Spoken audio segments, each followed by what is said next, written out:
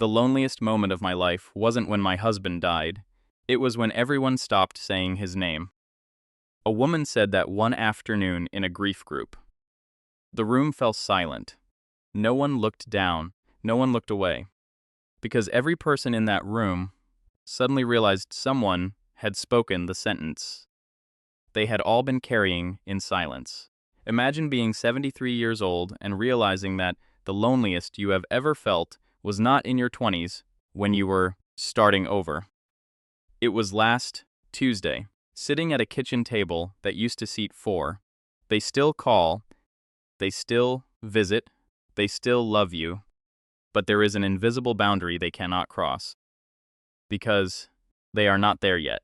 And you are. What happens when someone finally is?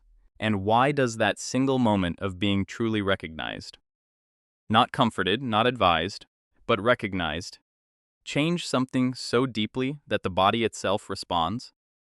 One man in his late 70s had been married for 51 years when his wife passed. He had prepared himself for grief. What he had not prepared for was the exhaustion of translating it. His children visited often. They brought food, handled paperwork, sat with him through the long early evenings. He was grateful, deeply, genuinely grateful. But his grief and theirs were different animals entirely. Theirs had edges. His did not. And after a while, he stopped trying to explain that. Not to protect himself, to protect them. Several months later, through a small group at his local senior center, he sat beside another man of similar age who had lost his wife 2 years prior. They talked about practical things at first: grocery shopping alone, learning to cook, the strange guilt of sleeping through the night. Then the other man looked at him and asked quietly, "Do you still set 2 cups out by accident?" He didn't answer right away. He didn't need to. That one question had just replaced 6 months of explanation. The meeting ended. The other man picked up his coat. Before leaving, he smiled and said, "Next Tuesday?"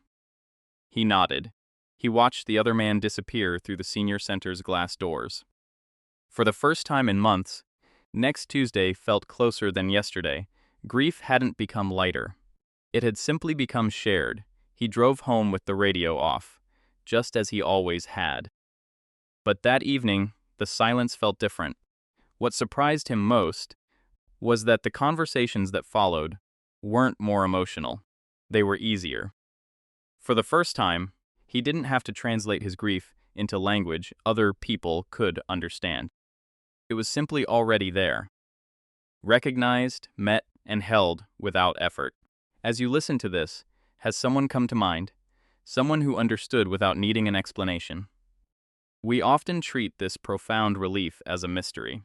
But when scientists began mapping the biology of grief, they discovered that this connection isn't just comforting. It is measurable. Some studies have observed that the people who fared best after late-life loss were not necessarily the ones with the largest support networks. They were often the ones with just one person who truly understood what had happened to them. One person. That appeared to be enough to shift everything. Scientists call part of this empathic accuracy the degree to which one person can correctly read another's emotional state. Some studies suggest that this accuracy may increase between people who have experienced similar forms of loss. The signal between them is simply cleaner. The noise that fills most human conversation falls away. Some research has observed increases in oxytocin, the chemical associated with trust and emotional bonding, during authentic, exactly what I needed, emotionally supportive conversations. The connection being formed isn't only emotional. It appears to extend to the level of the bloodstream. Some studies have also reported lower cortisol levels, the body's primary stress hormone, among older adults who spent time with others who shared similar experiences, compared to time spent with well-meaning people who had not lived through the same loss. What researchers consistently observed was this: the nervous system appeared to calm more deeply in the presence of one person who mirrors our pain than in a room full of people trying very hard to fix it. Human experiences vary, of course, and no single relationship works the same way for everyone. But the pattern researchers kept returning to was striking. If one deeply understanding relationship can settle the nervous system more than dozens of casual ones, why aren't we looking for understanding instead of simply looking for company? The opposite of loneliness isn't company, it's recognition, not more social contact. More accurate contact. For many people, healing appears to begin not in performance, but in recognition. What's remarkable is that human beings may not have invented this at all. Researchers studying elephant herds across Africa noticed something that stopped them. Elephants, who had previously experienced significant loss within their herd, stayed closer to newly bereaved members, initiated more physical contact, and remained present far longer than younger elephants, with no prior experience of grief. Age and accumulated loss had made them better companions.